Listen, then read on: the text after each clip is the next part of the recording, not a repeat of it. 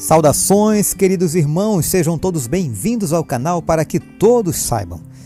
Hoje é domingo 20 de outubro e estamos estudando a lição 4, Testemunhas de Jesus como o Messias. Vamos orar para iniciar o nosso estudo. Querido Deus, mais uma vez, Senhor, na Tua presença, queremos Te agradecer pela oportunidade e o privilégio de termos esse alimento espiritual. Muito obrigado pelo Espírito Santo, o nosso instrutor. Em nome de Jesus, amém. O verso para memorizar desta semana, em verdade lhe digo que se alguém não nascer de novo, não pode ver o reino de Deus. João 3, verso 3. Hoje é domingo 20 de outubro, como já foi dito, o testemunho de João Batista é o tema de hoje.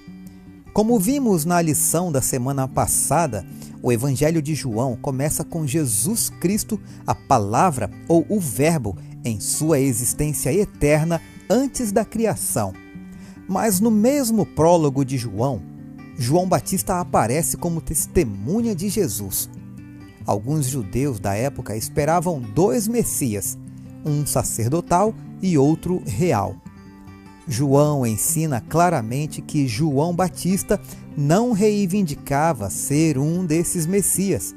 Em vez disso, era uma testemunha do único e verdadeiro Messias. Vamos ler João, capítulo 1, versos 19 ao 23, para respondermos a pergunta de hoje. Este foi o testemunho de João, quando os judeus lhe enviaram de Jerusalém sacerdotes e levitas para perguntar: quem é você? Ele confessou e não negou. Confessou: eu não sou o Cristo. Diante disso, lhe perguntaram: quem é você então? Você é Elias? Ele disse: não sou. Então perguntaram: você é o profeta? Ele lhe respondeu: não sou. Disseram-lhe então: diga quem é você para podermos dar uma resposta àqueles que nos enviaram. E o que é que você diz a respeito de si mesmo? Então ele respondeu: eu sou a voz do que clama no deserto. Endireitem o caminho do Senhor, como disse o profeta Isaías. A pergunta de hoje quer saber como João Batista explicou sua identidade, seu ministério e sua missão. Os líderes religiosos enviaram sacerdotes e levitas para perguntar a João Batista quem ele era. Diante das altas expectativas messiânicas que havia na Judéia, era importante que João Batista esclarecesse sua relação com essas expectativas. Ele não era a luz, mas tinha sido enviado por Deus para dar testemunho da luz e preparar o povo para a vinda do Messias. Por isso ele respondeu de maneira tão clara quanto possível: eu não sou o Cristo. Além disso, João batizava com água, mas Cristo batizaria com o Espírito Santo. João não era digno de desamarrar as correias das sandálias de Jesus. Cristo era mais importante do que João, porque existia antes dele. Jesus era o Filho de Deus e João apenas apontou para ele. Vamos ler agora Isaías 40, versos de 1 a 5 e João, capítulo 1, versos 23, para respondermos a próxima pergunta. Isaías: consolem, consolem o meu povo, diz o Deus de vocês. Falem ao coração de Jerusalém e anunciem que o tempo da sua escravidão já acabou, que a sua iniquidade está perdoada e que ela já recebeu em dobro das mãos do Senhor por todos os seus pecados. Uma voz clama: no deserto preparem o caminho do Senhor, no ermo façam uma estrada reta para o nosso Deus. Todos os vales serão levantados e todos os montes e colinas serão rebaixados. O que é tortuoso será retificado e os lugares ásperos serão aplanados. A glória do Senhor se manifestará e toda a humanidade a verá, pois a boca do Senhor o disse. Vamos ler agora João, capítulo 1, verso 23. Então ele respondeu: Eu sou a voz do que clama no deserto, endireitem o caminho do Senhor, como disse o profeta Isaías. Em uma época de estradas esburacadas e cheias de pedras, às vezes servos eram enviados à frente do rei para nivelar a superfície das estradas e eliminar curvas acentuadas para suavizar o caminho do rei. Assim, cumprindo a profecia, João veio a fim de preparar o coração das pessoas para Jesus. Vamos agora aos comentários de Ellen White e no final nós temos uma pergunta especial para você. Havia uma grande obra designada para o profeta João, mas não havia escola na terra com a qual ele pudesse estar ligado. Seu aprendizado deveria ser obtido fora das cidades, no deserto.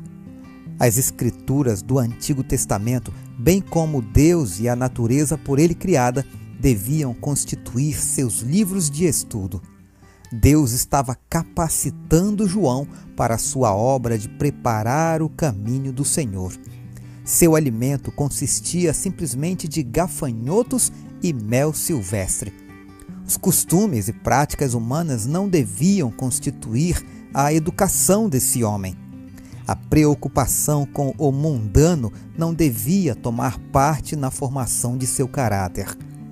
Buscava o favor de Deus e o Espírito Santo sobre ele repousava, acendendo-lhe no coração um inflamado zelo por fazer a grandiosa obra de chamar o povo ao arrependimento e a uma vida mais nobre e santa.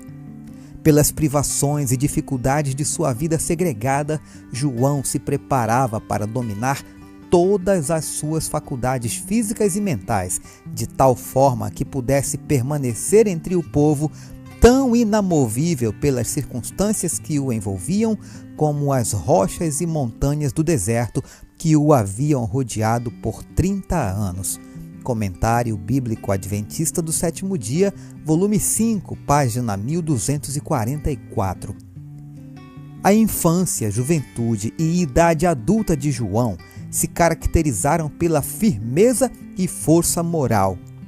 Quando sua voz se fizera ouvir no deserto dizendo: "Preparem o caminho do Senhor, endireitem as suas veredas", Satanás temeu pela segurança de seu reino.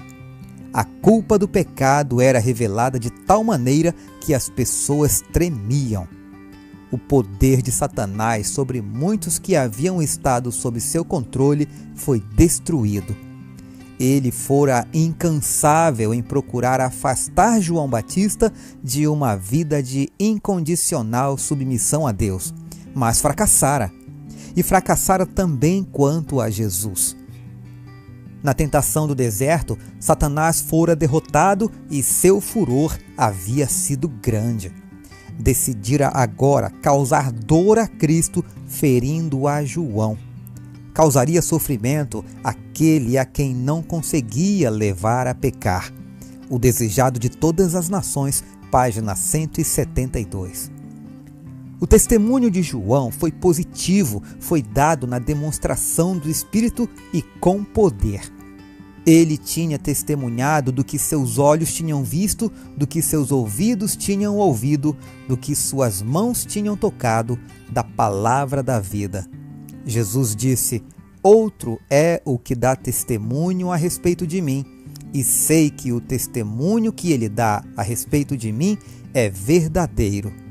Os escribas e fariseus haviam acreditado nas palavras de João na época, mas o orgulho e a incredulidade trabalharam em seus corações após a ordem de Satanás, e inveja, ciúme e puro ódio a Cristo foram revelados.